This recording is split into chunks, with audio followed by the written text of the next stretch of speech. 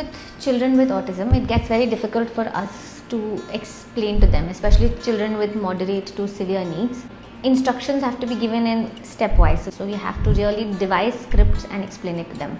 So there's this recent book that we have gotten, and we have been using this extensively with our children, and it's a very nice pictorial description about things that children use on a daily basis. On step 1, introduction of what the object is.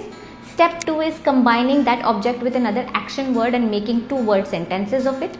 And then the step 3 is when we come to actually describing what it is, so making a longer sentence with that.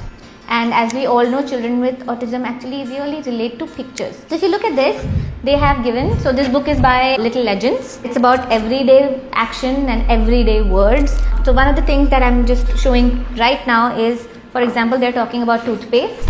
So the first picture is about toothpaste, introducing the child that beta, this is called a toothpaste. Now what is this girl doing with the toothpaste? So she is putting toothpaste on the brush and brushing her teeth. So you give the child from step 1, from step 2 to step 3 instructions to the child. You can talk about jam. This is jam. This is jam, bread. The girl is putting jam on the bread. Put the jam on the bread and eat your sandwich. And we have one more book which I find hilarious. This you can work with your child with learning difficulties and also children with autism who struggle with writing.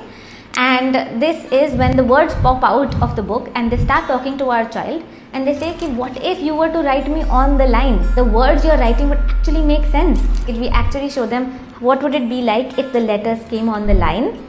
And it's a very nice description. Dekho, how are they dwindling below the line? Are they hanging by the line? So what would it happen if you wrote me on the line? It would be a really nice way that this would actually make some sense.